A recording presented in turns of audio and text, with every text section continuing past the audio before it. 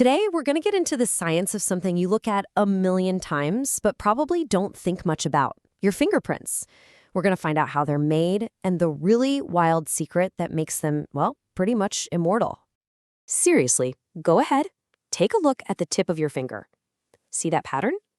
You can change almost everything about yourself, but that right there is your permanent, one-of-a-kind ID card. And you've had it way longer than you realize. So the big question is, how in the world did these super detailed, intricate patterns get etched onto your skin? The answer is so cool because it's not something you were just born with. The whole process was finished long, long before you were ever born. And it's a bizarre process. Okay, let's start at the very beginning. And I mean the very beginning. This whole story plays out inside the womb, and it's this amazing mix of genetics and just beautiful, chaotic physics. Get this. Your fingerprints were completely done, totally finished, by the time you're only about 17 weeks along as a fetus.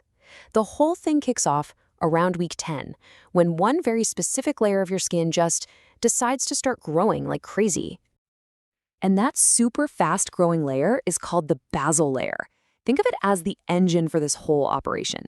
It's the deepest part of your outer skin, and during this key time, it grows way, way faster than the other layers of skin on top of it. That difference in speed, that's everything. So, what happens when one layer is growing super fast, but the layers on top are just taking their sweet time? You get a ton of pressure. Imagine you're trying to squeeze a really big, wet sponge between your hands. The sponge has nowhere to go, right? So it just buckles and folds and wrinkles up. That is exactly what's happening to your basal layer. It wrinkles up intensely, and those folds push all the way up, stamping the final pattern on the surface of your skin. Okay, so that explains the ridges. But it doesn't answer the biggest question of all. Why are your ridges different from every single other person on the planet? This is where it gets mind-bending. The secret ingredient here is something called chaos theory. So while your genes, your DNA, gives the basic instructions, like, hey, let's make a loop pattern here, it's pure chaos that decides every single one-of-a-kind detail that makes your fingerprint totally unique. And we are talking about tiny, completely random events happening inside the womb. Things like the exact pressure of your little fingertip pushing against the wall of the uterus, the specific flow, and even the density of the amniotic fluid swirling around your hand. Heck, even the precise path that your nerves take as they grow into your skin. All of it changes the final pattern in a totally unpredictable way. This is the perfect way to think about it. Your DNA is like the architect's blueprint. It says, okay, build a whorl pattern on this finger. But all those chaotic factors, they're like the individual workers on the construction site, each making tiny random decisions that change the final building in ways that could never ever be copied. It's why even identical twins, who have the exact same DNA, have completely different fingerprints. So when you see forensic scientists on TV matching a print, they're not just looking at the big general pattern. No way. They're zooming in on these tiny little details called minutia. The exact spots where a ridge just stops or where it splits into a fork, those little things are the unique signatures left behind by chaos. That's what makes your print yours and yours alone. Okay, so this chaotic event gets recorded on your skin, and then it's locked in for life. I mean, your fingerprints are basically immortal.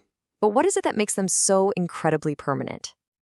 Well, the pattern isn't just sitting on the surface. It's physically anchored way down deep in a layer of skin called the dermal papillae. This is like the foundation of a house. It's the structure that holds the entire blueprint of all those folds and ridges we were just talking about. So let's say you get a paper cut, or you get a little scrape on your fingertip. You'd think that would damage the print, wouldn't you? Well, it doesn't, because that pattern is anchored so deep, any new skin that grows back just follows the original blueprint that's set way down below. To actually get rid of your fingerprint, you need a scar so incredibly deep that it destroys that basal layer itself. And even then, the scar just becomes a new, unique part of your print. You can't escape it. And of course, the whole reason this matters for things like forensics is that we leave these patterns everywhere. The ridges on our fingers are covered in these tiny pores that are always releasing a little bit of sweat and oil. So when you touch something, you leave behind an invisible copy of that unique pattern, a latent print, just waiting there. So when you put it all together, what's the big takeaway here? What does this all really mean? It means your fingerprint is so much more than just a random design. It's a physical, permanent signature. You should really think of it like a fossil, a perfect little snapshot of a tiny, perfect storm of chaotic events that happened to you and only to you months before you even took your first breath. It's really the closest thing you'll ever have to an immortal signature. So, what other strange parts of our anatomy should we dig into next time? Go ahead and let us know down in the comments.